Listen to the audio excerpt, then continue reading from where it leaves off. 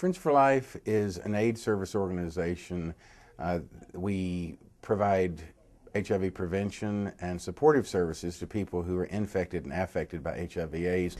We actually are the largest and oldest AIDS service organization in the entire Mid-South. The organization started in 1985, titled Aid to End AIDS Committee, and then the name changed in 1992. It's just an organization that for years and years has been out there in the forefront of really helping people in our community who really need help. We serve approximately 2,000 persons who are infected and affected by HIV and AIDS. A lot of people are surprised when they hear that as many as 45% of our people who we serve are women. The majority of our persons that we provide services to are African American, about 85% of them, and we serve about 200 children who live in the households with these women who are usually single head of household. The organization began as a very small grassroots organization that was developed by friends and family members who had loved ones who were dying from complications of AIDS, and there were no organizations in the city at that time, to provide any kinds of services. So it began and then has grown to be a very comprehensive and one-stop shop type of service delivery system here in Memphis. Well, I'm the Wellness Program Manager, and I oversee two programs here at Friends for Life, which is the Wellness University and the Positive Living Center. And that encompasses basically the holistic approach in dealing with HIV, as far as stimulating the mind, the body, and the spirit. The Wellness University focuses, of course, on the physical and the mental aspect.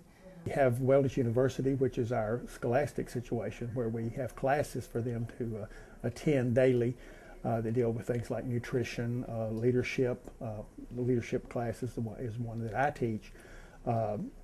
We have classes about knowing your medication, just general classes about dealing with HIV, AIDS. And some of the best programs they got is the HIV 101, and they got sexual health. Well, really all the programs is good, but those are my two favorite. I like HIV 101 because it teaches you about your medication. If you don't know about being adherent to your medicine, taking it on time, and all that kind of stuff, and what kind of medicine you're taking, and what each of the medicines do, it teaches you all of that. And sexual health, it gives you an insight as to how to prevent being promiscuous, doing things that could cause risk, bring risk to other people, or could further damage your situation. As a matter of fact, I didn't even know that two people with HIV couldn't have sex with each other. I was always under the impression that if two people that have HIV, they could have sex with each other and it was okay. But through sexual health, I learned that that's called reinfecting, and it's worse than the original infection. And so that was something I needed to learn, because I was chasing women down with HIV, and it kind of inspired me a lot. If they want to make a difference in their life, this company here is built to help them in every aspect of their life. Housing, food, shelter, just about anything that they need to get themselves on their feet. But they got to want to utilize this program. I think certainly one of the most beneficial services for many, many people is the food pantry. In a community where the need is so great economically, food is certainly a great asset. Here we give out groceries for people that are HIV infected. A lot of our clients don't have the resources to keep a healthy, nutritional meal. But what we do is we offer groceries to clients that are infected. Clients come to Friends for Life. There's a certification process. Of course, they have to be HIV positive, referred here from a clinic or a doctor. And then they come to the food pantry. We make a photo ID for them they can use each time they come to Friends for Life. Then I'll have a form that I'll fill out to show who we're giving the food to. It's just a receipt that we can use as a hard copy record. They'll usually select some bread here. We also give them eggs, frozen meats, grocery bags, and right now we're giving out chickens, and the 1st of March we'll be giving out fruit, so it kind of changes from month to month. We also have what we call a homeless bag. These are bags for clients that traditionally don't have a housing or something, and they may be staying like in one mission. So they can get a bag of this with just a few essentials to let them make it through the day or something, so they can get back to the mission in the evening. What kind of stuff? We have stuff like tuna salad. You can make a tuna salad sandwich. We have like different kind of nutrition bars, stuff like that. And then probably we have energy drinks and tea, and basically just nutritional stuff. They don't get a full meal thing, but it'll help them make it till they get back to the mission or something later, where they can get a full meal. We are funded by Ryan White, United Way, and a number of other sources for funding.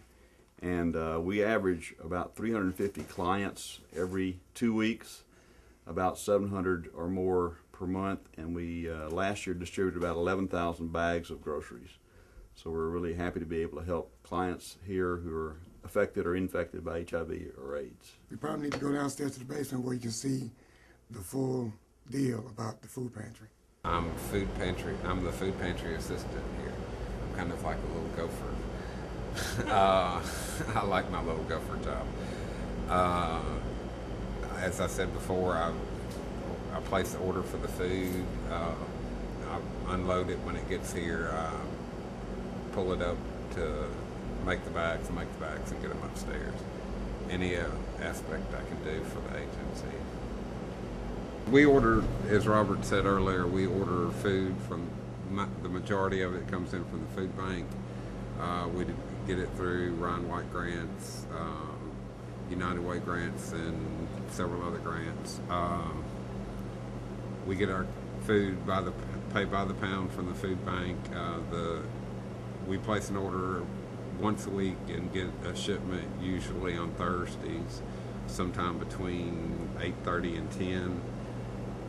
They deliver it. It's usually about 14,000 pounds of food. One of the real important programs overall, too, is providing services that empower people who come to us. So many of them, because of having lived in poverty and other issues, it's easy for them sometimes to become dependent on the system, or they come to us feeling a complete sense of hopelessness and that they don't have the skills to be able to really accomplish something in their lives. And our programs are designed to really work with them with positive reinforcement and help them see that they are capable of learning. If you all go do some research about where HIV is prevalent in the city of Memphis, you'll find that within the zip codes and the zip codes that border this zip code, HIV is prevalent. I think it's important to be on this corner, in this neighborhood, supporting people who live in this area, so they can come locally and receive their support. You know, if you're challenged by economics, the last thing you need to be doing is spending a lot of your money on transportation to go for your services at some other part of the city. And so we feel it's very important to be here on this corner serving the community that's in need.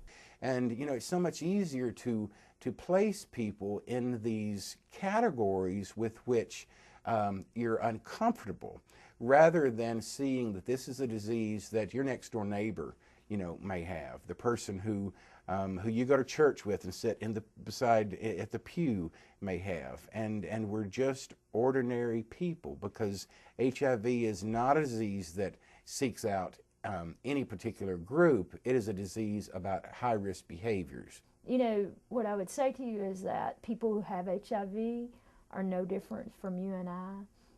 They have the same needs we have. They have the same emotional, economical, educational needs that any of us have. Basically all of the Friends for Life, because it keeps your spirit up. You know, if you can just laugh every day, you can kind of stay healthy. You know, you can't laugh, and that's what we do. We laugh a lot. We share a lot of information with each other. We joke. We go to each other's houses. We ride buses together. We do all kinds of stuff together. You know, we're a family. And that's what Friends for Life did, made us a family.